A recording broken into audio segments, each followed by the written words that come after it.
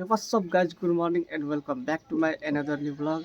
मेरा प्यारा भ्युवर्सहरूलाई सबैलाई नमस्ते र अहिले जति पनि भिडियो हेरिरहनु भएको छ तिनीहरूलाई पनि सबैलाई नमस्ते।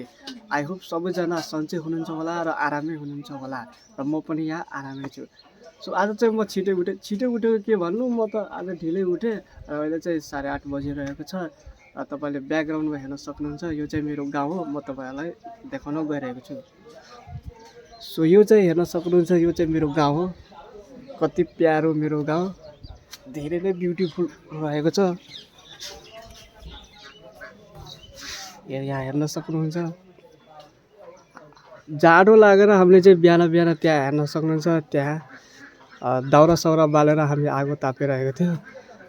त्यो तापेर हल्का जाडो गयो अनि त्यसपछि चाहिँ आज शनिबार र आज म अब 2 घन्टापछि म खाना खान्छु र 3-4 बजेतिर चाहिँ बिरगंज जानेछु।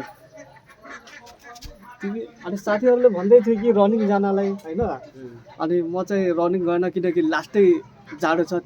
तिमीहरू रनिङ गर्न गएको थियौ? 4 बजे गएको थिएँ। जाडो भइरहेको थियो? त्यस्तो जाडोमा तिमी रनिङ गर्न गएको? को गएको थियो? 4 जना गएको थियो। मलाई पनि यसले भनिरहेको थियो कि रनिङ जानलाई, म चाहिँ जान सकिनँ किनकि मलाई धेरै नै जाडो भइरहेको थियो। हुन त रनिङ गर्दाखेरि जाडो हराउँछ है? हराउँछ, गर्मी हुन्छ। अनि यहाँदेखि कहाँसम्म गएको थियो? सिरपुर। यहाँदेखि सिरपुर कति बजेतिर? 4 बजे। सधैँ जान्छौ? सधैँ। लगभग कति दिन भयो? 3 दिन भयो। ए हो र। अनि त्यहाँबाट कति घन्टा रनिङ गरेको थियो? 1 घन्टा। 1 घन्टा गऱ्यो अनि त्यहाँ बस्यो, गफसफ गऱ्यो, रमाइलो भयो है? 4-5 जना थियो साथीहरू है? ए अब म पनि जाउँ कि? जाउँ न। तर के जाडो नै धेरै हुन्छ। दौडेपछि हुन्छ। ए हो र। सो मलाई त म त अब जाँदिनँ होला, किनकि आज म बिरगंज जानेछु र अर्कोचोटि आयो भने चाहिँ म जान्छु। ठिक छ। सो म चाहिँ यहाँ गाउँमा 2 दिन जति बसेँ र आज म बिरगंज जानेछु र मलाई गाउँ चाहिँ असाध्यै मनपर्छ, किनकि यो मेरो जन्म ठाउँ हो र यहाँ मेरो साथीभाइहरू धेरै छन्। साथीहरूसँग यताउति गयो, घुम्न गयो, बाइकले यताउति घुम्न गयो, गफसफ गऱ्यो, खाना खायो कि खाएन सोध्छन्, के छ कसो छ, तिम्रो पढाइ कस्तो चल्दैछ भनेर सोध्छन्। जोस् मलाई रमाइलो लाग्छ। अब रमाइलो लाग्छ भनेर के गर्नु, यहाँ त बस्नु भएन नि। आफ्नो पढाइले गर्दाखेरि, कामले गर्दाखेरि बाहिर नै बस्नु पर्यो। सो म चाहिँ यहाँ आइसकेको छु। यहाँ छेउछाउमा हेर्न सक्नुहुन्छ, पुरै धान रहेको छ र यहाँ चाहिँ बिहान धेरै चिसो हुन्छ कि, माथिबाट शीत खसिएको हुन्छ र पुरै धानमा चिसो हुने र आउँदाखेरि जाँदाखेरि प्यान्टहरू भिज्ने गर्छन्। त्यस कारणले मलाई चाहिँ यहाँ जानै मन लाग्दैन। र यहाँ चाहिँ पानी परेको बेलामा धानहरूमा अति धेरै माछाहरू हुने कि, अनि मान्छेहरू माछा मार्न जान्छन् र हामी पनि सानो हुँदाखेरि हामी पनि माछा मार्ने गर्थ्यौँ। र हिजो मेरो साथीहरू चाहिँ माछा मार्न गएको थियो नदीमा होइन, मैले हेरेको कति धेरै माछा ल्याएको भने।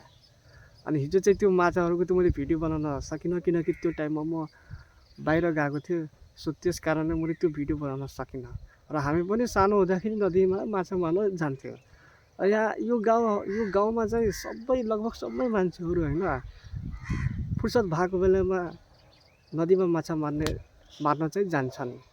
त्यसपछि चाहिँ पछाडि हेर्न सक्नुहुन्छ, यो धुस्रा रहेको छ। यसलाई चाहिँ हामीले भोजपुरी भाषामा धुस्रा भन्ने गर्छौँ र नेपाली भाषामा के भन्छ त्यो मलाई थाहा भएन होइन। त्यसपछि ठिक छ, कस्तो छ अङ्कल, ठिक छ नि तपाईँलाई? ठिक छ होइन, एकदमै राम्रो। त्यसपछि चाहिँ म हजुरलाई अर्को कुरा देखाउन गएको छु, यो गागल। यसमा चाहिँ अति धेरै गागलहरू हुने कि, अनि यसलाई बेच्नको लागि बजारमा लग्नै पर्दैन। मान्छेहरू आउँछन्, टिप्छन्, मतलब मान्छेहरू आउँछन् र किनेर लान्छन् र एउटा गागल चाहिँ हामी 20 रुपियाँमा बेच्ने गर्छौँ। त्यसपछि चाहिँ म हजुरहरूलाई अर्को कुरा देखाउन गएको छु।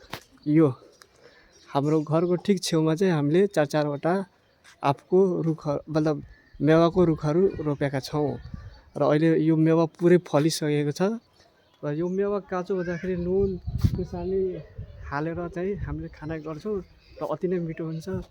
र यो मेवा पाकी पनि सकेको रहेछ, अब 4-5 दिनपछि खानु पर्ला।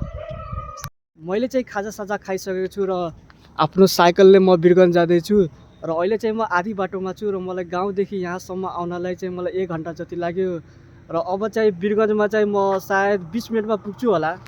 म चाहिँ आफ्नो रुममा आइसकेको छु, बिरगञ्जमा आइसकेँ।